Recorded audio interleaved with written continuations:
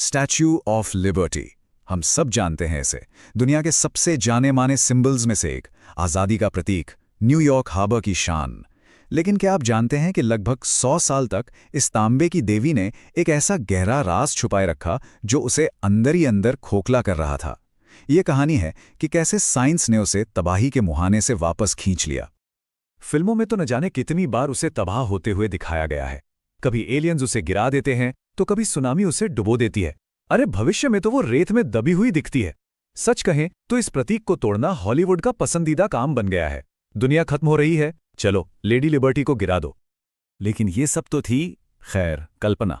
असली खतरा वो कहीं ज्यादा खामोश और खतरनाक था। लगभग 100 सालों तक दुनिया की नजरों से बचकर एक धीमी आफत उसकी तांबे की खाल के नीचे पनप रही थी। एक ऐसी बीमारी जो सीधे इस विशाल मूर्ति के दिल पर वार कर रही थी। तो भाई इस खतरे को समझने के लिए हमें पहले इस कमाल के स्ट्रक्चर को समझना होगा। तो चलिए थोड़ा डीप डाइव करते हैं और देखते हैं कि 19वीं सदी का ये अजूबा आखिर बना कैसे था।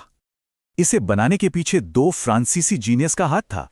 एक थे मूर्तिकार फ्रेडरिक ऑगस्ट बार्थोल्डी, जिन्होंने इसे ये खूबसूरत रूप दिया, और दूसरे थे इंजीनियर गुस्ताफ एफिल। हाँ, वही एफिल जिन्होंने बाद में एफिल टावर बनाया। उन्होंने इसके इंजीनियरिंग का जादू दिखाया था। मतलब ये आर्ट और साइंस का एक परफेक्ट संगम था। इसका डिजाइन ना वाकई में बहुत ही जबरदस्त है। मूर्ति की जो स्किन है वो तांबे की 300 पतली शीट से बनी है। हर एक शीट 2 सिक्कों से भी कम मोटी। कमाल की बात यह है कि यह स्किन खुद मूर्ति का वजन नहीं उठाती, नहीं, बल्कि ये एफिल के बनाए विशाल लोहे के कंकाल पर एक पर्दे की तरह लटकी हुई है। और यही डिजाइन इतना शानदार था कि तेज हवाओं में यह मूर्ति 3 इंच तक झूल सकती थी, जिससे वो टूटती नहीं थी। लेकिन इसी शानदार डिजाइन में एक जन्मजात कमी भी छिपी थी। एक ऐसी कमी जिसके बारे में बनाने वालों को पता तो था, पर उन्हें उम्मीद थी कि वो इसे काबू में कर लेंगे।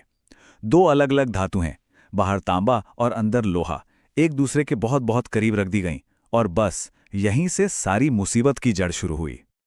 इसी कमी ने एक ऐसे दुश्मन को जन्म दिया जो बाहर से नहीं बल्कि अंदर से हमला कर रहा था। एक केमिकल रिएक्शन जो धीरे धीरे मूर्ति के कंकाल को ही खाए जा रहा था, उसे एक जानलेवा बीमारी की तरह कमजोर कर रहा था। इस प्रोसेस को कहते हैं गैल्वेनिक करोशन।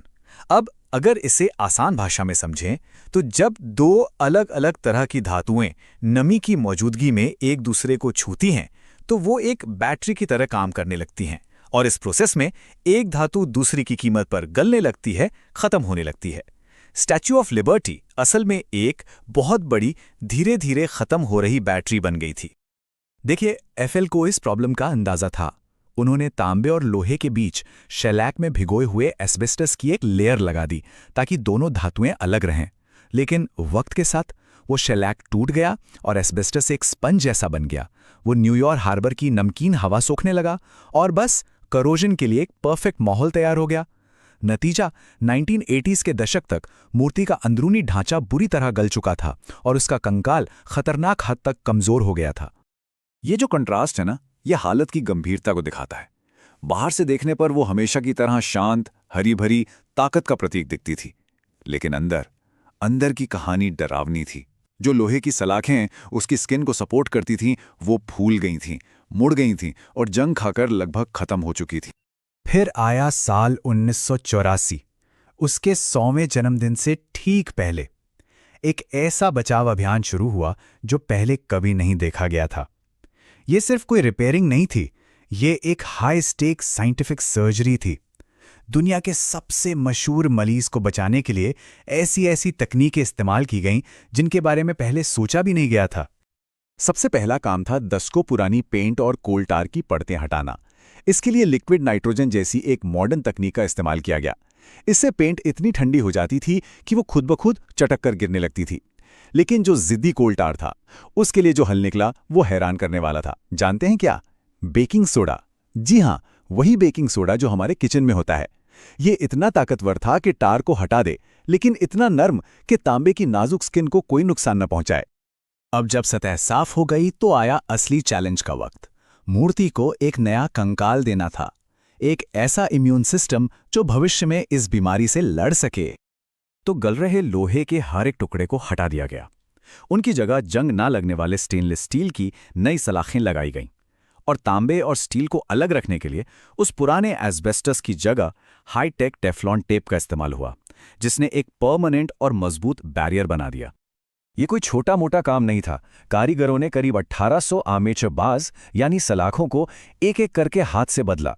उन्होंने मूर्ति के कंकाल को बड़ी सावधानी से दोबारा बनाया, ये पक्का करते हुए कि हर नया टुकड़ा अपनी जगह पर परफेक्टली फिट हो।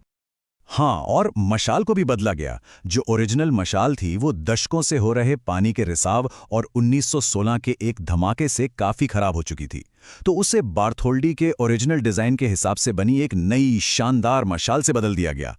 और जो पुरानी वाली है वो आज भी लिबर्टी आइलैंड के म्यूजियम में संभाल कर रखी हुई है।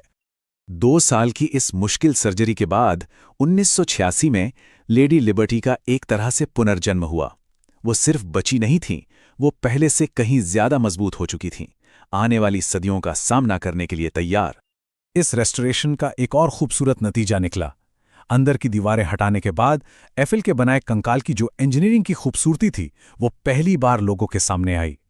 जो चीज कभी सिर्फ एक इंडस्ट्रियल ढांचा थी, वो अब, जैसा कि एक पत्रकार ने लिखा था, एक कैथेड्रल जैसी भव्यता के साथ नजर आ रही थी। आखिर में लेडी लिबर्टी को उस जमाने के सबसे बेहतरीन साइंस और इंजीनियरिंग ने बचाया।